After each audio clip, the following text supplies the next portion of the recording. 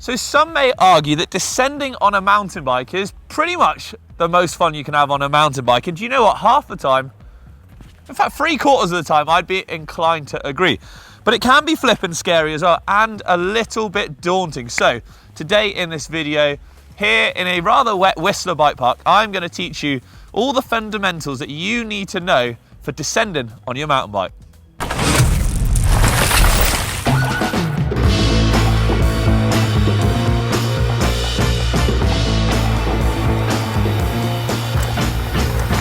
Kick things off, let's start with confidence, because, well, if you're not confident on your bike and in your abilities, then you're already going to be on the back foot, metaphorically speaking. So a good basic understanding of what you do on the bike and when to do it is going to be needed before we kind of carry on how to ride downhill properly. Building up confidence, it's something that takes time and indeed perseverance, and it's not something that can really be rushed, unfortunately. So just putting in the hours on the bike is the way to go here, especially when it comes to descending, because things like muscle memory and what to do in what situation are only things that can be done and learnt when on the trail, and actually when you do tackle something like this. So starting on something small and then working your way up is the best way to go about it. Do you know another great tip for improving your confidence descending is, say you ride normally and you're in an open face lid, maybe just some knee pads or none at all. When it comes to descending then and things get a little faster and a little rougher, well, maybe time to just put the full face on, some knee pads, some gloves potentially. Those kind of things are going to make you feel a little bit safer and make you want to push and try a little bit more. So now I'm going to talk all about your riding position and shifting your body weight around on the bike. So we're not going to really talk about the basic riding position because we've done that before, and we're talking all about descending. So if you do want to know about that, well, there is some great videos linked down below in the description, but we're talking all things attack position. Yes, when you've seen those pros out there looking all gnarly and wild on trails, well, they are in the attack position, and they're in a position like that because it means they are poised and ready essentially, and that they can move their bike and their body around really easy and together to be able to absorb bumps, change direction, bunny hop if necessary, wheelie, or just do whatever they need to do on the bike. So the basic attack position, well, let's put it this way. Your pedals are going to be nice and level. You're going to be more squat into the bike, ready to absorb impacts, extend if necessary. And because we're going downhill, remember, I'm on fairly level ground, but because we're going to be going downhill, your butt's going to be further over the back of the saddle. Head up, making sure you're looking much further ahead for things coming up at you quickly. And you're really just there ready, and you can move the bike left to right, up and down. You can see that I've got free access all around the bike, and this is what it should look like going down the trail.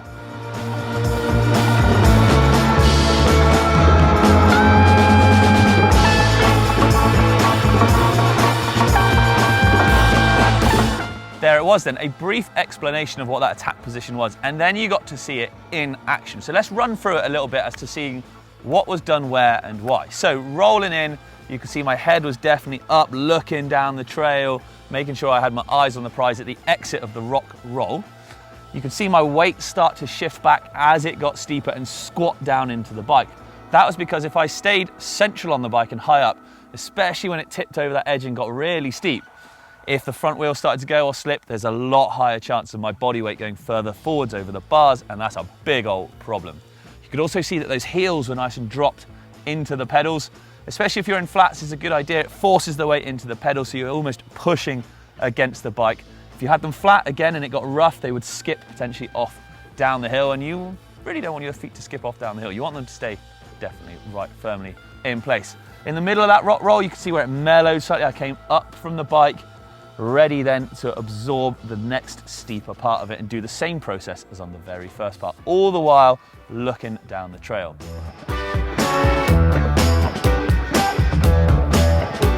So as I just mentioned then, looking up and keeping your eyes down the trail is absolutely essential. You want to be looking a good 2 to 3, if not more, bike lengths ahead. And that becomes no more prevalent than when you are on a section like this, when it comes to line choice. When it opens up really wide, and there are lots of different ways that you could go. Looking ahead and looking down the trail is going to allow you to spot where you want to go at the right time and make adjustments to be able to do that. Looking up and choosing the right line then is going to depend upon your ability and confidence level. So all these things, they do link up. So when you come into something like this, look, there are multiple lines. We've got One down here, straight through the middle, pretty rough, pretty wild. There's another that comes in and then peels off left down here and down this slab here. There's a far left, but that's for the crazy people. There's also kind of a central one, so it comes down here and then rolls over this part here, so it's all rollable and avoids the drop at the end. You want to choose what's safest for you to do, and then maybe you can progress up to the harder lines. Choosing the right line when descending is an absolute crucial thing to learn over the years. When you are trying to choose your line, try not to let it intimidate you or scare you or even overwhelm you, because when you do look at something like this, although this is on the extreme end of things, it's all relevant for people. So maybe if you're a bit unsure, just try that easy one first, get it dialed in and then move up. Don't be put off, it's worth it, I promise. For this next part, we're going to be keeping things pretty loosey-goosey, yet staying free and loose on the bike, being able to maneuver and move about on the bike. And it's quite a tricky one to explain, so what I'm going to do is actually hop trackside and show you. So you can see here, coming into these braking bumps and over them, I'm staying in that attack position pretty low, but fairly loose on the bike. I'm not really tensed up. I'm allowing the bike to move around and skit about underneath me. That way, my body and my arms and my legs are absorbing the bumps rather than really tense and tiring myself out. So staying loose then is especially helpful when it does get very rough, like big braking bumps or rock gardens, things like that. If you're trying to muscle the bike around, riding really stiff potentially, well, that's also when crashes and mistakes can happen, especially the further down the descent that you go. It's time to talk all things braking, because let's face it, if you're gonna go descending, you're gonna need to slow down at some point. So I've brought you to this, a massive rock slab. Now, it's actually fairly straightforward. It's a dead straight line, but there are still some tricks to braking here, and I'm gonna go through them with you right now. So, the key is to try and do a lot of my braking and scrubbing the speed beforehand. So you're gonna come into this pretty flipping quick. Now what I'm gonna do is slow down to the point that I feel comfortable at beforehand, and then I'm gonna modulate my brakes on the way down. That's essentially the amount of force I put through my brakes and to slow me down. Now the key here is I don't wanna be locking up the wheels, because once I'm in, well, I'm in. There's no really slowing down or stopping on this section, because it does actually get a bit steeper the further down I go. So I'm gonna stay nice and smooth on the brakes. I'm gonna be fairly even actually on the front and the back brakes. I don't want either of them to lock up. If they lock up on these rocks, well then you're a goner. So we're gonna keep it nice and smooth, nice and steady, looking ahead, always down the trail to where I wanna go, and hopefully you should get through it nice and smooth. When it comes to cornering and braking then, try and do your braking before the corner rather than in the turn. That way, if you brake hard or need to brake hard in the turn, it's gonna throw your body position out of whack. And also it means that you're actually slowing speed, because your scrub speed in a turn, you have to get on the pedals and get on the gas to then get back up to speed afterwards. So it's always better to slow down to the speed that you can hit the turn beforehand, carry your speed nicely through the turn, and then crack on down the trail.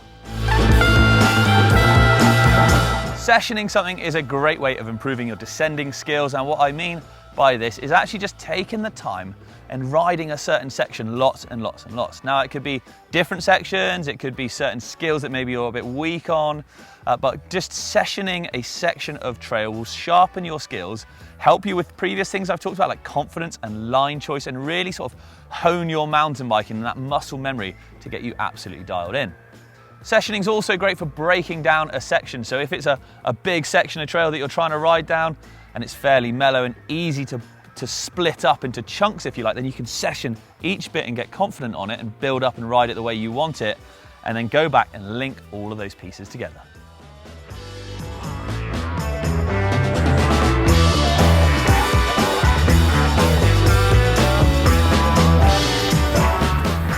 Woo! All right, there we have it then. How to descend on your mountain bike. I hope there's been some really great helpful tips and tricks in here. And don't be afraid, just because this was filmed in Whistler, you can apply this to absolutely anywhere and at any level. So that is me done and dusted though. What a view. I'm out of it. I'm gonna go carry on this trail, but let me know what you thought in the comments down below. I always like to hear from everyone out there. Give us a cheeky little thumbs up if you want, and a bit of a subscribe. Go on, show some love. But for me, for now, I'm out of here. See ya.